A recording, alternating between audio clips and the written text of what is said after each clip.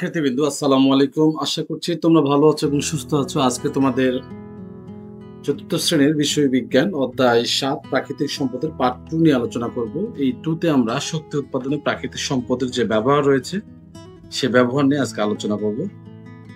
তো প্রিয় শিক্ষার্থীবৃন্দু, আমরা প্রাকৃতিক সম্পদের যে ব্যবহার রয়েছে তার মধ্যে শক্তি উৎপাদনে তো আমরা যদি দেখি যে দৈনন্দিন জীবনে প্রয়োজনীয় যে শক্তি সেটা কিন্তু আমরা প্রাকৃতিক সম্পদ থেকে পেয়ে থাকি।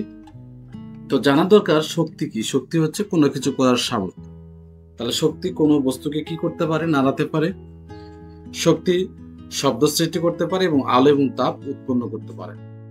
আচ্ছা, এরপর যদি আমরা দেখি যে প্রাকৃতিক সম্পদ থেকে কিভাবে শক্তি পাওয়া যায়। মানুষ শক্তি পাওয়ার জন্য কিছু কিছু প্রাকৃতিক সম্পদ ব্যবহার করে। যেমন শক্তি উৎপাদনের জন্য মানুষ যা কিছু ব্যবহার করে তাই কিন্তু শক্তির উৎস। সূর্যের আলো হতে পারে, বায়ু প্রবাহ, পানির স্রোত, তেল, কয়লা এবং প্রাকৃতিক গ্যাস। এগুলো সবই আমাদের প্রাকৃতিক সম্পদ থেকে পাওয়া। সূর্যের আলো দেখো, সূর্যের আলো শক্তির একটি গুরুত্বপূর্ণ উৎস।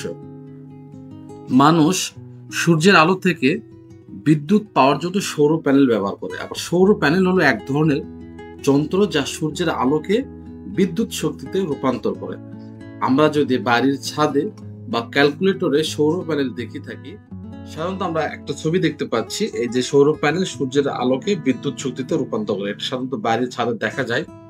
পৃথিবীর অনেক দেশে এটা দেখা যায়। সৌর প্যানেল থেকে আমরা সূর্যের আলোর মাধ্যমে বিদ্যুৎ শক্তি রূপান্তর করি।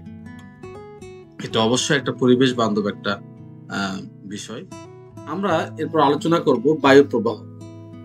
তো বায়ু প্রবাহ একটি সম্ভাবনাময় শক্তির উৎস। মানুষ বিদ্যুৎ উৎপাদনের জন্য বায়ু প্রবাহ ব্যবহার করে।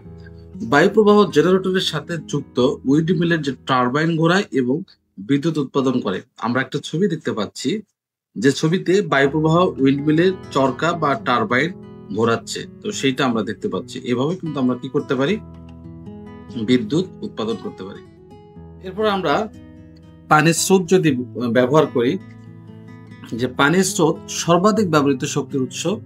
পানির স্রোত জেনারেটরের সাথে যুক্ত টারবাইনকে ঘোরায় এবং বিদ্যুৎ উৎপাদন করে। তো আমরা পানি প্রবাহ বিদ্যুৎ উৎপাদন করে একটা ছবি দেখতে পাচ্ছি, পানি প্রবাহ বিদ্যুৎ উৎপাদন করে। এরপর তেল, কয়লা এবং প্রাকৃতিক গ্যাস নিয়ে যদি আলোচনা করি, যে তেল, কয়লা এবং প্রাকৃতিক গ্যাস অনবায়নযোগ্য কি শক্তির উৎস। এগুলোকে জীবাশ্ম জ্বালানি বলে। এগুলো পোড়ালে তাপ উৎপন্ন হয়, যা খাবার রান্না করতে, যানবাহন চালাতে, বিদ্যুৎ উৎপাদন করতে এবং শীত প্রধান দেশে ঘর উষ্ণ রাখতে কি করে? সাহায্য করে। আমরা ছবিতে দেখতে পাচ্ছি রান্নার চুলায় প্রাকৃতিক গ্যাসের কিছু ব্যবহার। আমরা এখন প্রাকৃতিক সম্পদ, এই যে প্রাকৃতিক সম্পদ এতক্ষণ পর্যন্ত আমরা আলোচনা করলাম, এটা কিভাবে সংরক্ষণ করা যায় সেই পদ্ধতিতে আজকে আলোচনা করব। তো প্রাকৃতিক সম্পদ কিন্তু সীমিত, তাই প্রাকৃতিক সম্পদ সংরক্ষণ আমাদের সচেষ্ট থাকতে হবে। আমরা বিভিন্ন উপায়ে প্রাকৃতিক সম্পদ সংরক্ষণ করতে পারি। সম্পদের ব্যবহার কমানো, এটা সবচেয়ে গুরুত্বপূর্ণ একটা কথা, যে প্রাকৃতিক সম্পদ সংরক্ষণের একটি ভালো উপায় হচ্ছে তা ব্যবহারে মিতব্যয়ী হওয়া। শক্তির ব্যবহার কমে বা বজ্র উৎপাদন কমে আমরা প্রাকৃতিক সম্পদ সংরক্ষণ করতে পারি। যেমন একটা উদাহরণ দেওয়া যেতে পারে, যে রান্না শেষে চুলা নিভিয়ে ফেলা। সম্পদের পুনর্ব্যবহার করতে পারি। ব্যবহৃত কাগজ দিয়ে ঠোঙা বানিয়ে কিভাবে সম্পদ পুনরায় ব্যবহার করা যায়, আমরা উপরের কাজটি থেকে তা জেনেছি। কোনো জিনিসকে পুনরায় ব্যবহার করে আমরা বজ্র কমাতে পারি এবং প্রাকৃতিক সম্পদ সংরক্ষণ করতে পারি। কোনো জিনিসকে রিসাইকেল করে বা ফেলে দেওয়ার পূর্বে তা বারবার ব্যবহার করা উচিত। কোনো জিনিস ভেঙে গেলে তা ফেলে না দিয়ে বা নতুন ক্রয় না করে মেরামতের চেষ্টা করা উচিত। সেলাই করে কিন্তু কাপড় কি করা যায়? পুনর্ব্যবহার করা যায়।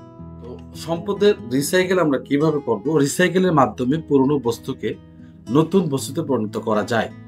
জিনিসপত্র রিসাইকেল করলে প্রাকৃতিক সম্পদের উপর চাপ কমে যায় বা চাপ কম পড়ে। যেমন আমরা যদি কাগজ রিসাইকেল করি, তাহলে নতুন কাগজ তৈরির জন্য গাছ কাটার পরিমাণ কমবে। এরপর যদি আমরা আলোচনা করি যে নবায়নযোগ্য জ্বালানির ব্যবহার, মানুষ প্রধানত অনবায়নযোগ্য প্রাকৃতিক সম্পদ যেমন তেল, কয়লা এবং প্রাকৃতিক গ্যাস ব্যবহার করে বিদ্যুৎ উৎপাদন করে। এগুলো একবার ব্যবহারে নিঃশেষ হয়ে যায়। তাই নবায়নযোগ্য প্রাকৃতিক সম্পদ যেমন সূর্যের আলো, বায়ু প্রবাহ এবং পানির স্রোত ব্যবহার, এগুলো হচ্ছে আমাদের নবায়নযোগ্য জ্বালানি ব্যবহার। অভ্যাসের কিছু পরিবর্তন আমরা করতে পারি। যেমন প্রাকৃতিক সম্পদ সংরক্ষণের সবচেয়ে ভালো উপায় হচ্ছে অভ্যাসের পরিবর্তন করা। অপ্রয়োজনে বাতি জ্বালিয়ে না রেখে আমরা শক্তির ব্যবহার কমাতে পারি। কাগজের উভয় পৃষ্ঠাতে লিখে আমরা কাগজের অপচয় কমাতে পারি। আমরা ব্যবহৃত কৌটা বা পুরাতন অ্যালুমিনিয়ামের জিনিসপত্র রিসাইকেল করে কিন্তু নতুন জিনিসপত্র তৈরি করতে পারি। তোমরা ছবিতে দেখতে পাচ্ছ যে বাতির সুইচ বন্ধ করা হচ্ছে। এভাবে কিন্তু আমরা অভ্যাসের পরিবর্তন করে আমাদের প্রাকৃতিক সম্পদ সংরক্ষণ করতে পারি। প্রিয় বন্ধুরা, আমরা সম্ভাব্য প্রশ্ন এবং উত্তর দেখব। আমরা এই অধ্যায়ে গত পার্ট 1 এবং পার্ট 2 আলোচনা করলাম। তোমরা যারা পার্ট 1 দেখো তারা পার্ট 1 দেখে নিও। তো এই দুইটা পার্টেরই কিছু সম্ভাব্য প্রশ্নের উত্তর রয়েছে, আমরা আজকে সেগুলো দেখব। তাহলে আমাদের অনেক উপকার হবে। এই অধ্যায় থেকে কি কি প্রশ্ন রয়েছে চলো একটু দেখে নেওয়া যায়। যেমন আমাদের একটা অনুশীলনী শূন্যস্থান রয়েছে। এই শূন্যস্থান তোমরা 5টা দেখে নেবে। উত্তর আমি দিয়েছি এখানে প্রাকৃতিক সম্পদ, খনিজ, জীবাশ্ম, রিসাইকেল এবং বিদ্যুৎ। তাহলে এই 5টা শূন্যস্থান এখানে উত্তর করে দিয়েছি আমি। এরপরে সঠিক উত্তর কোনটা হবে? যেমন নিচের কোন প্রাকৃতিক সম্পদটি নবায়নযোগ্য? সূর্যের আলো। নিচের কোনটি সূর্যের আলোকে বৈদ্যুতিক শক্তিতে রূপান্তর করতে পারে? সৌর প্যানেল। শক্তির সর্বাধিক ব্যবহৃত উৎস হচ্ছে পানির স্রোত। এরপর আমরা সংক্ষিপ্ত প্রশ্ন উত্তর আমরা দেখছি যে খনিজ সম্পদ কি। যেমন 1 নাম্বার যদি বলি খনিজ সম্পদ কি, মাটির গভীর থেকে যেসব সম্পদ পাওয়া যায় সেগুলোকে খনিজ সম্পদ বলে। শিলা, খনিজ, তেল, কয়লা, প্রাকৃতিক গ্যাস ইত্যাদি। খনিজের 2টি উদাহরণ যদি দিতে বলা হয় তো তোমরা সোনা এবং রূপা দিতে পারো। সৌরশক্তি কি কাজে ব্যবহার করা যায়? সৌরশক্তিকে সৌর প্যানেলের মাধ্যমে সংগ্রহ করে তাপ এবং বিদ্যুৎ উৎপাদনে ব্যবহার করা হয়। সৌর প্যানেলটা কি? সৌর প্যানেল হলো এক ধরনের যন্ত্র যা সূর্যের আলোকে বিদ্যুৎ শক্তিতে রূপান্তর করে। 5 নম্বর আমরা বলতে পারি, দেখো বায়ু বা বায়ু প্রবাহের 2টি ব্যবহার লিখো। বায়ু বা বায়ু প্রবাহের 2টি ব্যবহার হলো বিদ্যুৎ উৎপাদনে বায়ু প্রবাহ ব্যবহার করা হয়, আর জীবের শ্বাস প্রশ্বাসের বায়ু প্রবাহ ব্যবহার করা হয়। 2টি শক্তি উৎসের নাম যদি বলা হয়, সূর্যের আলো এবং বায়ু প্রবাহ। বায়ু প্রবাহ কিভাবে বিদ্যুৎ উৎপাদন করে? বায়ু প্রবাহ জেনারেটরের সাথে যুক্ত উইন্ডমিলের টারবাইন ঘোরায় এবং বিদ্যুৎ উৎপাদন করে। প্রাকৃতিক সম্পদ কি? প্রকৃতির যা কিছু আমাদের কাজে লাগে তাই প্রাকৃতিক সম্পদ। নবায়নযোগ্য প্রাকৃতিক সম্পদ কাকে বলে? যেসব প্রাকৃতিক সম্পদ ব্যবহারের ফলে নিঃশেষ হয়ে যায় না, প্রকৃতি থেকে পুনরায় পাওয়া যায় এবং ব্যবহার করা যায়, তাকে নবায়নযোগ্য প্রাকৃতিক সম্পদ বলে। অনবায়নযোগ্য প্রাকৃতিক সম্পদ কাকে বলে? যেসব প্রাকৃতিক সম্পদ একবার ব্যবহার করলে নিঃশেষ হয়ে যায় এবং হাজার হাজার বছরও তা ফিরে পাওয়া যায় না, তাকে অনবায়নযোগ্য প্রাকৃতিক সম্পদ বলে। আমরা যদি কাঠামোগত প্রশ্ন একটু দেখে নিই। কাঠামোগত কয়েকটি প্রশ্ন আমি তোমাদের সুবিধার জন্য দিয়েছি। পানি কি ধরনের সম্পদ? পানি সম্পদ সম্পর্কে 3টি বাক্য লিখতে বলা হয়েছে। আমি 3টি বাক্য দিয়েছি, তোমরা অবশ্যই পরে এটা দেখে নিও, আমি আর বলছি না এটা। এরপরে 2 নাম্বার দিয়েছি শক্তি কি? শক্তি উৎস বলতে কি বোঝো? শক্তির 3টে ব্যবহার, এখানে শক্তির 3টে ব্যবহার দেওয়া আছে, তোমরা অবশ্যই এটা দেখে নিও। 3 নাম্বার প্রশ্ন দিয়েছি প্রাকৃতিক সম্পদ কি? এই ধরনের সম্পদের 2টি উদাহরণ দাও। প্রাকৃতিক সম্পদের গুরুত্ব 3টি বাক্যে লিখতে বলা হয়েছে, তোমরা অবশ্যই এই প্রশ্নগুলো দেখে নিবে। 4 নাম্বার 3টি অনবায়নযোগ্য সম্পদের নাম এবং জীবাশ্ম জ্বালানির 3টি ব্যবহার লিখতে বলা হয়েছে। তোমরা 3টি অনবায়নযোগ্য সম্পদের নাম তো দেওয়াই আছে, প্রাকৃতিক গ্যাস, তেল এবং কয়লা, এবং ব্যবহারটা একটু দেখে নিও। প্রাকৃতিক সম্পদ কেন সংরক্ষণ করা প্রয়োজন? এটা একটা গুরুত্বপূর্ণ প্রশ্ন।